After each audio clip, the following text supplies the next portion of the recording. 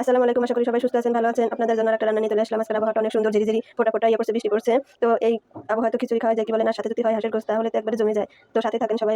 প্রথমে আমি নিয়ে নিব সোয়াবিন তেল। তো এখন আমি নিয়ে নিচ্ছি এটার মধ্যে পেঁয়াজ দিয়ে দিলাম। এখন এটার মধ্যে দিব মশলা, তেজপাতা আর এলাচ। এখন একটু ভেজে নিব। এরকম করে খিচুড়ি রান্না করলে অনেক ভালো লাগে। অনেকে আছে হাতে মেখে রান্না করে, আসলে ওটা বেশি ভালো লাগে না, কেমন যেন লাগে।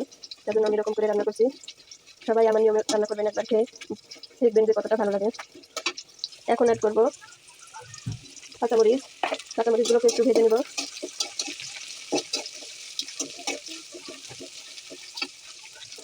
তো ভাজা হয়ে গেছে। এখন আমি অ্যাড করবো সবগুলো মশলা একত্র করে মিক্স করে রেখেছি, আদা, জিরা, রসুন।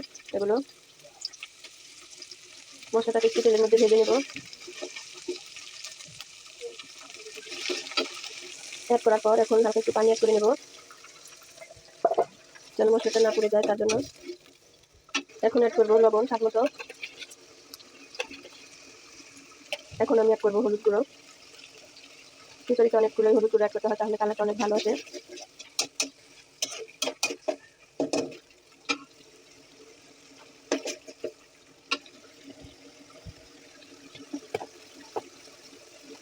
এখন অ্যাড করবো মরিচ গুঁড়ো।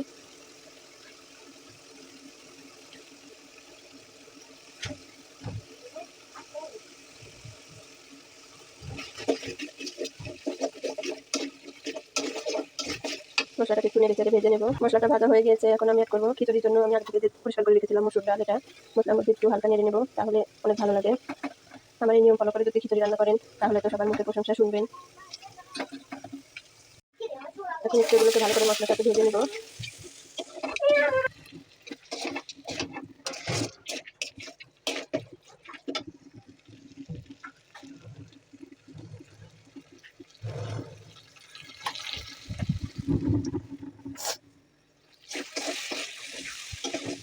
দেখেন কালারটা কত সুন্দর লাগছে না?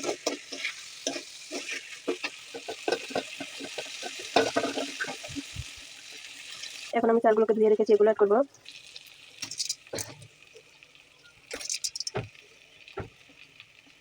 সবগুলো চাউল অ্যাড করা শেষ। এখন আমি নেড়ে চেড়ে ভেজে নেব।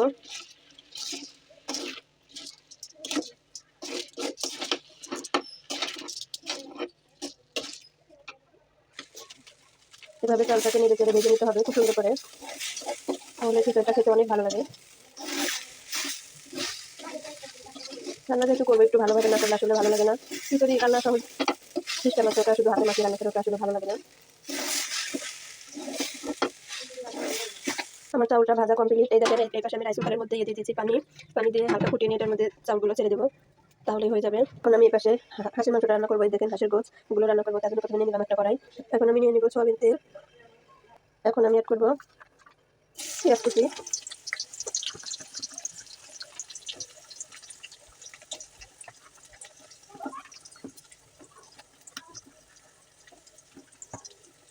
এখন অ্যাড করে দিচ্ছি মশলা, এলাচ। আর অ্যাড করে দিচ্ছি এখন তেজপাতা। এখন এটি ছেড়ে ভেজে নেব। পেঁয়াজটা ভাজা হয়ে গিয়েছে। এখন আমি অ্যাড করে দিব মশলা বাটা। এখানে জিরা, আদা আর রসুন মিক্স করে আমি রেখেছি।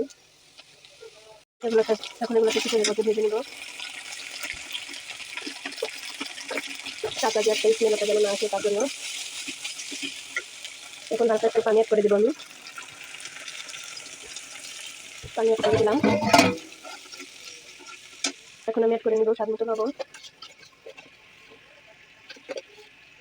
হলুদ গুঁড়ো,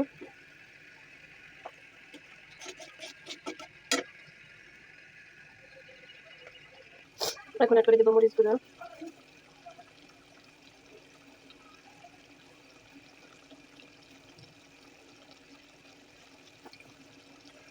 এখন ভালোভাবে নেড়ে চেড়ে কষিয়ে নিতে হবে। হাঁসের মাংস আসলে একটু ঝাল ঝাল না হলে ভালো লাগে না।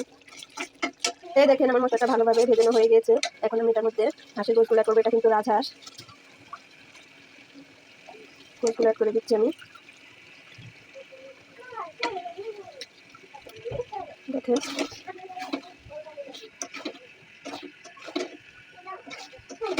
মশলাগুলোর মধ্যে ভালো করে কষিয়ে নিতে হবে কিছুক্ষণ। আমি কয়েকটু আলু অ্যাড করে দিচ্ছি, ছোটো বাচ্চা আছে তার জন্য।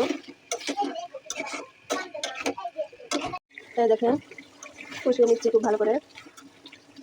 রাজহাঁসের মাংস অনেক শক্ত হয়, এটা আসলে সময় নিয়ে রান্না করতে হয়।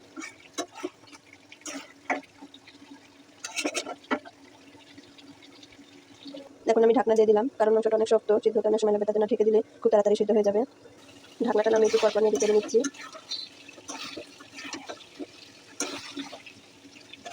হাঁসের মাংস কিন্তু অনেক মজা।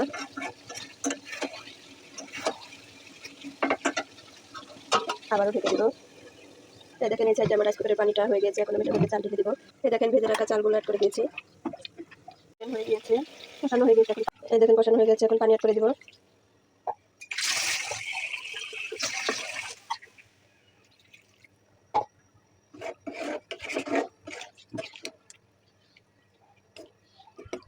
এখন ঢাকনা দিয়ে দিব, কিছুক্ষণ জাল করে নিব, সাথেই থাকা। এখন আমি অ্যাড করে নিব কয়েকটা রসুন থেতো করে রেখেছি সেগুলো, তাহলে অনেক ভালো লাগে। খিচুড়ির মধ্যে আমি রসুনগুলো অ্যাড করবো, তাহলে অনেক ভালো লাগে। এই দেখেন আমার হাঁসের মাংসটা রান্না করা কমপ্লিট হয়ে গেছে। দেখেন রান্না করা কমপ্লিট। এই পাশে খিচুড়িটা প্রায় হয়ে যাচ্ছে।